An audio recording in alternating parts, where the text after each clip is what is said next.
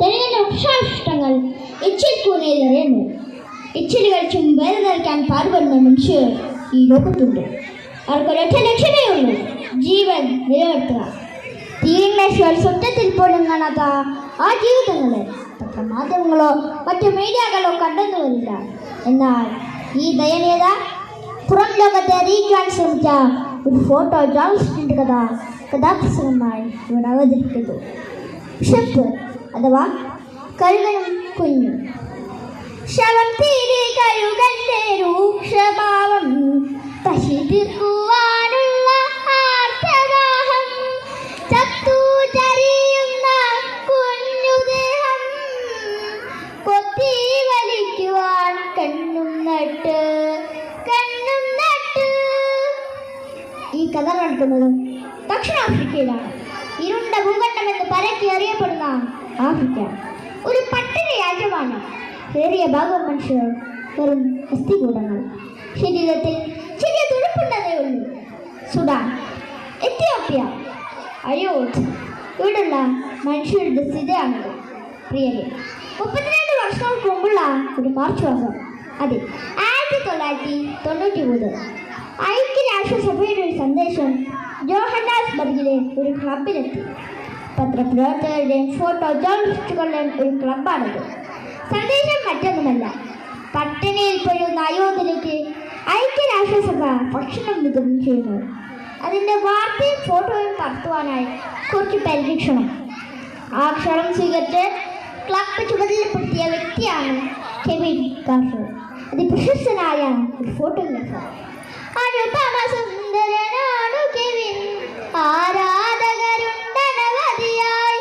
അനുപമ സുന്ദരനാണു Kevin, ആരാധകരുണ്ടനവധിയായി.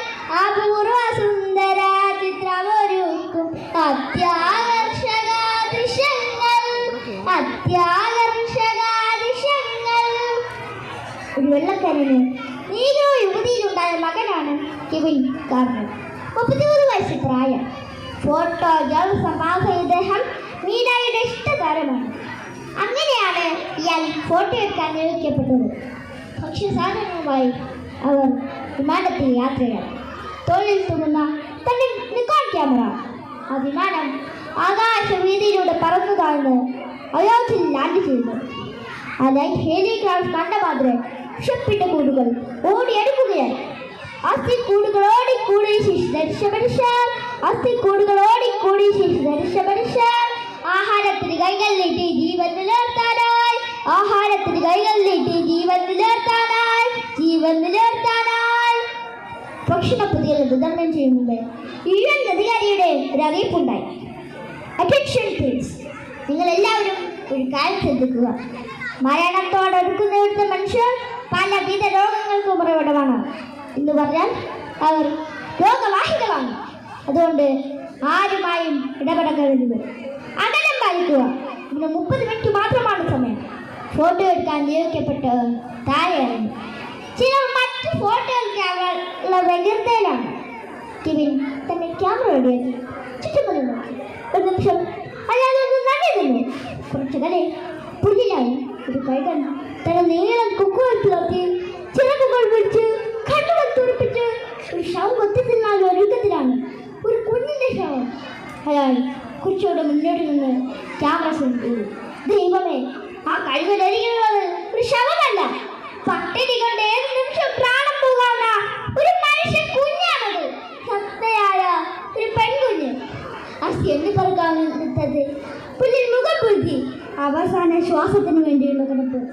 Oh Jesus, മരണകരങ്ങളിൽ ഒരു ജീവൻ നരകക്കുഴിയിൽ കഴിയുന്നു. വയറു നിറയ്ക്കാൻ വഴി തേടി കഴുകൻ കാവലിരിക്കുന്നു, കഴുകൻ കാവലിരിക്കുന്നു.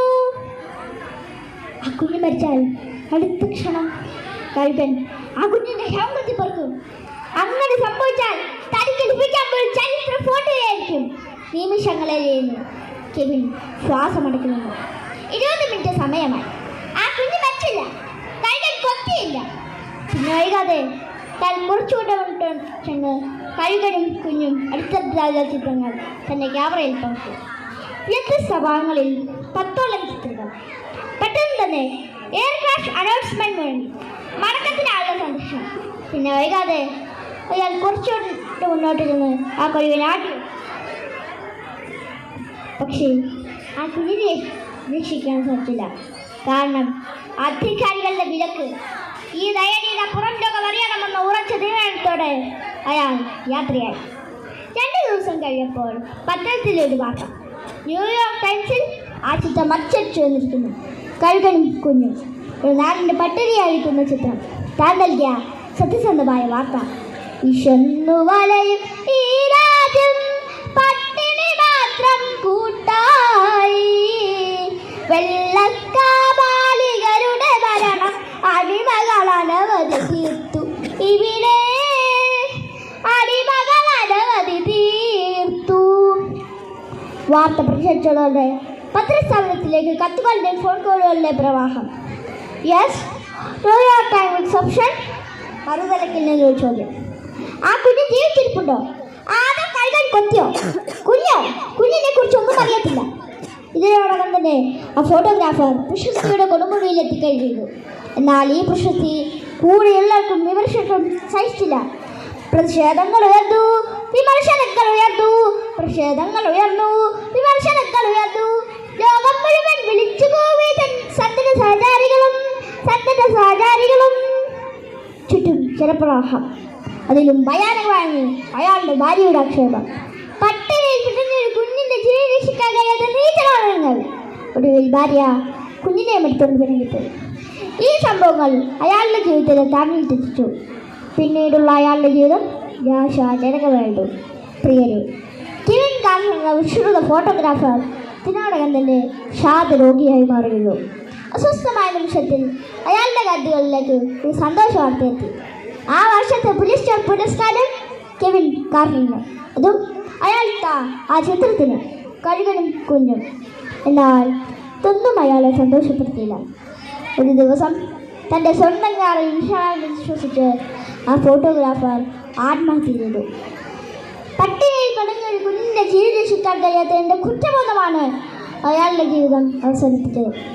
കാലം കറുത്തൊരു ചേല പുതപ്പിച്ച് വികൃതമാക്കുന്നു പ്രപഞ്ച സത്യങ്ങളെ.